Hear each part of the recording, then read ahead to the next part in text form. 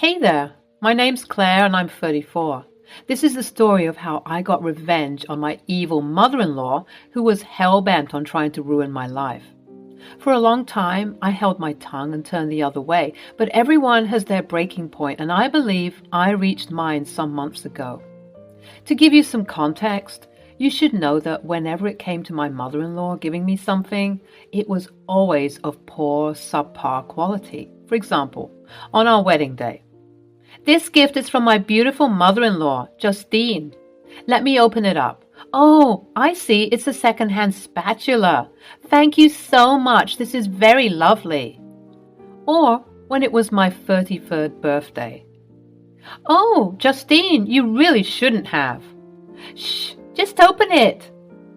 "Oh, wow, it's what is it?" "You silly goose, it's a shovel." "Oh, how lovely, but there appears to be some rust on it." "It's a refurbished shovel." I, later on, found out that she took it from the neighbor's shed and gifted it to me. There was also that time I held a dinner party and she bought the cheapest bottle of wine that she could find. At this rate, I'd rather that she didn't do anything for me at all. But the instances that irk me the most, the moments that hurt and bruise my soul, is when she insists on cooking food for me, but every time I try it, it tastes horrendous. At first, I was very forgiving and sympathetic because some people just can't cook all that well, which is fine. I thought that since it was coming from a genuine place of wanting to cook for someone you love, it didn't matter how it tasted, but the thought behind it. I later on found out that the same dishes prepared by her, but for different people, tasted absolutely spectacular. And after trying and failing to gaslight myself for some time, I came to the conclusion that she simply was sabotaging my food. "Go on, Claire, try my casserole. I made it." "I'm a bit stuffed from all the food you've given me." "Okay then, but at least eat just a bite for me." I reluctantly took a bite, my stomach already bubbling from what was about to come. I ate some of the casseroles, and just as I suspected, it was horrendous. If I didn't know any better, I'd say that she was trying to poison me. You might be wondering what my husband must have thought throughout all of this, and he, of course, didn't believe me. I didn't blame him either. It's hard to accept such an outlandish statement, especially when it comes to your mother. But I would constantly beg and plead with him for him to try the food that she prepared for me, but he would always brush me off, telling me that I'm crazy. There would be other moments in which my husband would be willing to try my food to make sure that what I'm saying is true, but he would always be stopped by Justine. "Hey, that food is for Claire. I made it extra special for her. You know her dietary requirements." Yes, I indeed had certain dietary requirements. I'm a vegetarian and I married into a family that practically enjoys their beef and pork still mooing and oinking on the plate. Needless to say, they are avid meat lovers, and so whenever there would be large family gatherings, Justine would be subjected to making a modified plate version for me, which I always appreciated, but I couldn't help but feel like zero effort was being put into my dishes. After realizing that Justine was sabotaging my food, I tried to sympathize with her still, and I thought that perhaps she simply resented me for having to make her go the extra mile in preparing a separate dish for me. I could see how that might annoy someone, but it didn't explain her giving me trashy and awful gifts every time she could. Nonetheless, I tried to give her the benefit of the doubt. That is, until it was a few months ago when I invited a coworker of mine to one of the family cookouts. It should be noted that my coworker, like me, is also a vegetarian, so this would have been a good indicator to see whether my mother-in-law was actively being malicious, or she just couldn't cook a decent vegetarian meal to save her life. To my surprise, it turns out that she made two special vegetarian dishes, one for my coworker and one for me. Why she couldn't just make one big vegetarian dish for the both of us to share, I didn't know. Well, I did know, eventually. I found out that Justine could cook. I sneakily tasted my coworker's dish without Justine's knowledge, and it was very tasty. It was one of the best vegetarian dishes that I'd ever tasted. Even better than what I normally cook for myself. My dish, on the other hand, tastes completely dreadful. There were several moments when I had to stop myself from gagging at the dinner table because of how putrid it was. Later on that night, when we all went to our respective homes, I approached my husband, Liam, about it again. "Oh, hush, Claire, you're being dramatic and frankly, a little bit rude."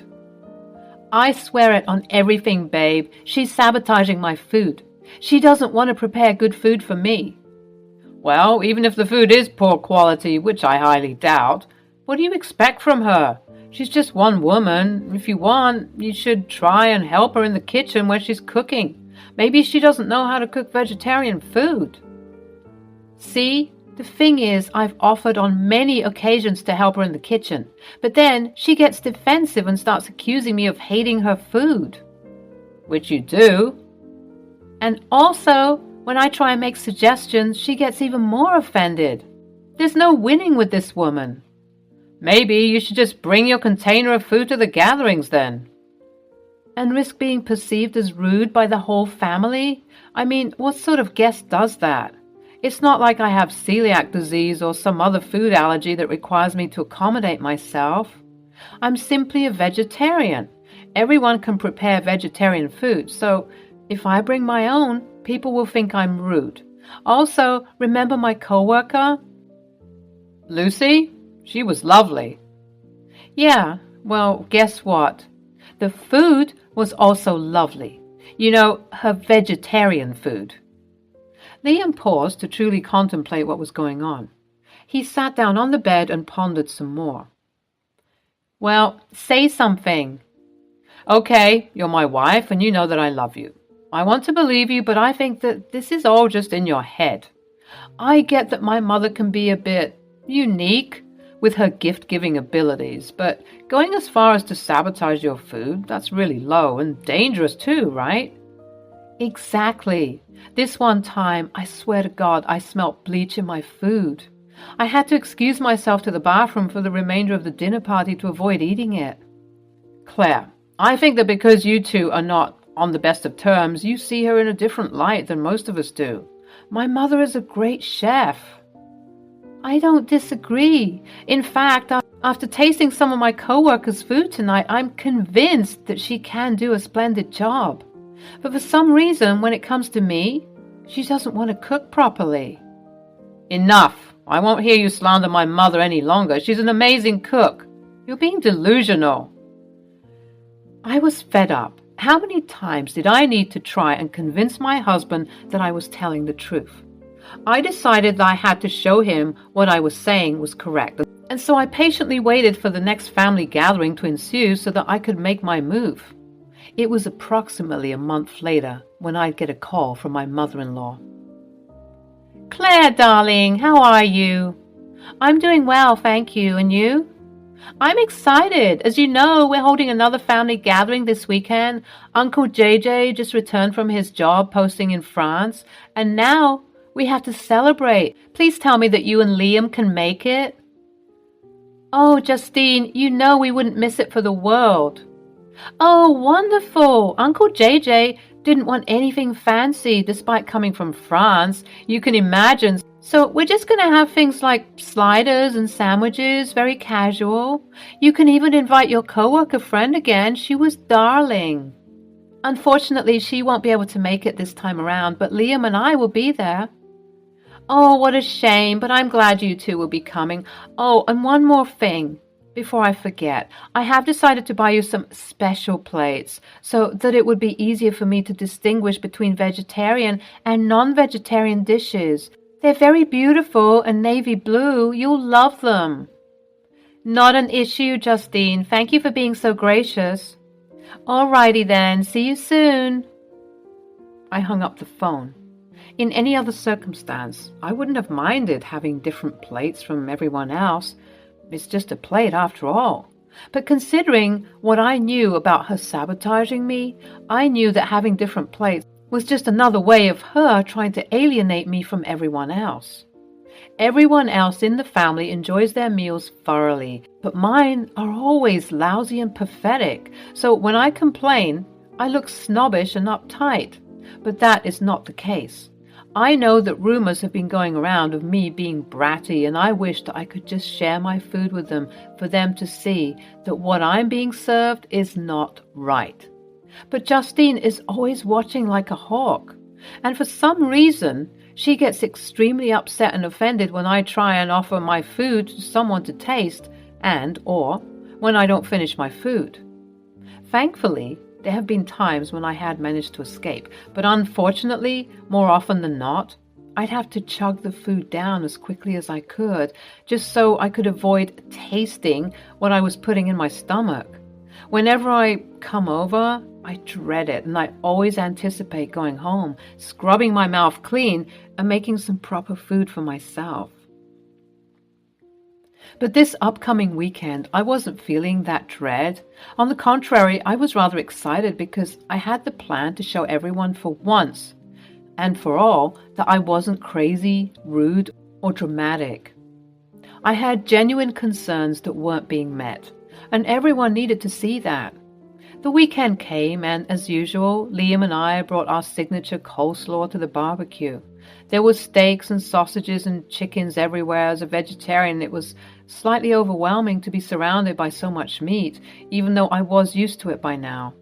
It seemed as though Justine went all out this time for Uncle JJ's return, because even the meat lovers were like, "This is way too much meat." Nonetheless, the party was great. I was beginning to enjoy myself by chatting trivially with some in-laws as well as playing with my nieces and nephews. But the time finally came when Justine would call for everyone to come and sit at the big dining table set up outside for everyone to sit at. When she called for us, my stomach began to rumble. That all too familiar feeling of dread and disgust, but I quelled it, and I forced myself to smile and sit calmly and happily next to Liam. "You see, Claire, everyone's having a good time. Hell, I even saw you enjoying yourself. Just relax and let loose. Mom worked hard on this, and I'm sure your food would taste good if you just adopted a more positive attitude." At this point, I was getting sick of hearing Liam preach on his high horse, having no idea what it was like dealing with his mother and being forced to eat the dreadful food. But I had a plan that was about to go down. Justine proceeded to bring out the food, with the help of the older children who loved bringing out the dishes.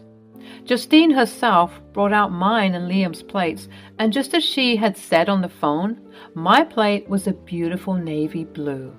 Unfortunately, this was a stark contrast against the other white plates that were all around the table, but that didn't matter to me at the moment, as I was ready to enact my revenge.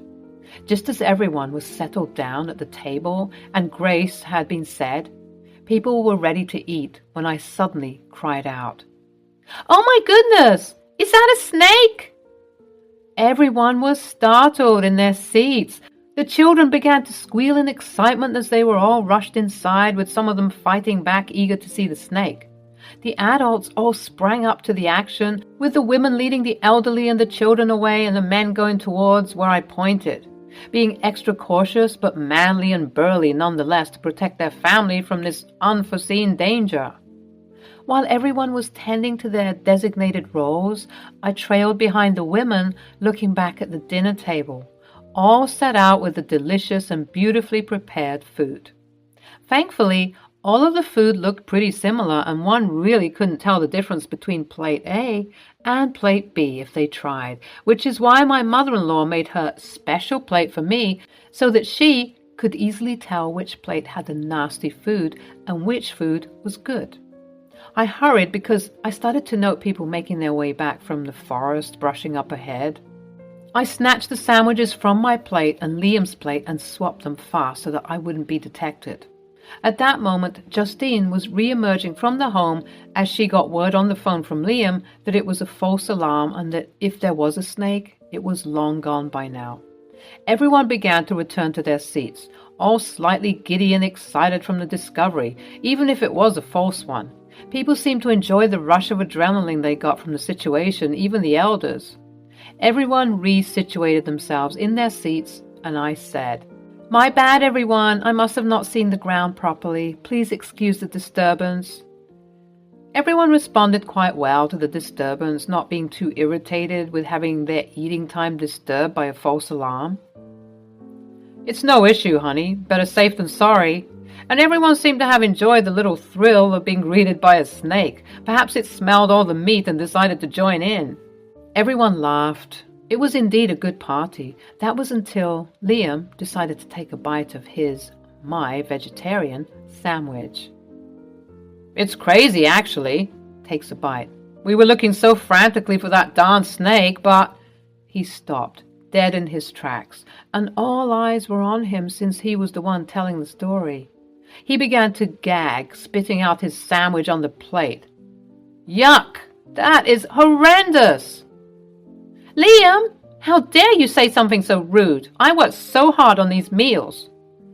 Everyone began to slowly eat their food, admiring the succulent and juicy tastes they were experiencing. They subsequently started questioning Liam and his reaction to the food. Uncle JJ, who was the quiet one of the bunch, even remarked how it tasted fine to him. I don't know, you all. My food just tasted weird for a second. Sorry, Mama, I didn't mean to be rude. It's just I've never tasted that before. My bad. Maybe it's a new recipe. Let me try again. Again, Liam tried to take a bite of the sandwich, but he was gagging before it was fully in his mouth. At this point, Justine was quite flustered and she huffed and puffed about how rude Liam was being. Mom, I'm sorry, but I can't eat that. I don't know what's wrong with me, but maybe it isn't me. Maybe this sandwich is just off. Nonsense! My food is never off. Except it is. Everyone turned to me, wondering how I could say such a thing. It was only at this point that Liam realized that I hadn't been eating my food. Babe, why aren't you eating? Because I can't eat it. It has meat in it. The table all shared confused looks, and I saw the realization in Liam's eyes. Mom, have you been sabotaging Claire's food? Everyone gasped, almost in unison, and Justine began to start shouting. Liam, I don't know what's gotten into you. Maybe it's your spoiled and rotten wife who has convinced you to do this, but I will not have it. Do you hear me? Apologize for this instant. No, Mom, it's your food that is spoiled and rotten. Claire was right all along, you guys. Here, Uncle JJ, taste this. Liam handed over his sandwich to Uncle JJ, who tried to take a bite but had to stop himself from throwing up all over the table. At that moment, Justine's eyes snapped to me, and she said with venom in her words, What have you done? I should be asking you what you've done. You're the one who's been sabotaging my meals so that every time I come here, I'm in despair. Attention, everybody. I have to come clean. I made a false report about the snake. Yes. I'm so sorry for lying to you all, but I needed a distraction. You see, ever since I became part of this family, Justine has been sabotaging and poisoning my food. Everyone sounded shocked. It's true. I have had my suspicions for a long time, and you all might have thought that I was being snobbish, but just taste the sandwich that Justine made for me if you can even stomach it. By the time I finished my sentence, the sandwich had already made a couple of rotations amongst the men and women. After they had their reactions of gagging and dry heaving, they recommended that the elderly and the children needn't partake due to how rancid the food smelled, with even one family member wanting to go to the hospital. Your move, Justine. All right, fine, you caught me. I was sabotaging your food as you claim. Why on earth would you do that? Because she hates me. She's always had it out for me since day one. At that moment, Liam began to look green. He bent over and began vomiting all over the grass. After he was done, he flopped down on the patio sofa. Mom, what did you put in that sandwich? Liam, oh God, are you okay? This sandwich wasn't meant for you. I'm so sorry. I'm so sorry. Everyone, please forgive me. Uncle JJ's homecoming had to be cut short as several family members had to escort Liam to the hospital. It turns out that putting rancid mushrooms with a hint of cat feces does not do well in the human body. Liam was hospitalized for some time as he was recovering from this food poisoning, and my mother-in-law was consequently jailed for her part to play in this after giving her full confession. The events of that day let me know that this lady was willing to kill me due to her unbridled hatred of me. Had it been me, she would have been lollygagging until the sunset. But because it was her son, she was doing everything in her power to rectify her mistake. But it was too late. The damage had already been done. Thankfully, my husband made a full recovery and all. While I would visit him in the hospital, he would apologize profusely for not believing in me when I said that his mother would sabotage my food.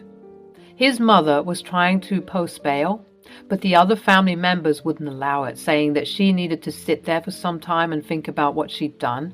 People who go and visit her always inform me of how sorry she is, and that seeing her son in such distress made her realize her erroneous ways. I, for one, am not accepting such an apology because it had to take her seeing her son in pain for her to realize that what she was doing was wrong. You mean to tell me that for all these years, not once did she stop and think that she was being evil? Lord knows what else she's been putting in my food. And I've had to stomach it for the longest time, often vomiting in secret and missing days of work just to nurse myself back to health. After revealing all of this to my husband, he felt even more sorry for me and promised to always believe me from now on. I'm just glad that I managed to teach 2 lessons. 1, always listen to your wife. And 2, don't mess with me because you might end up in jail.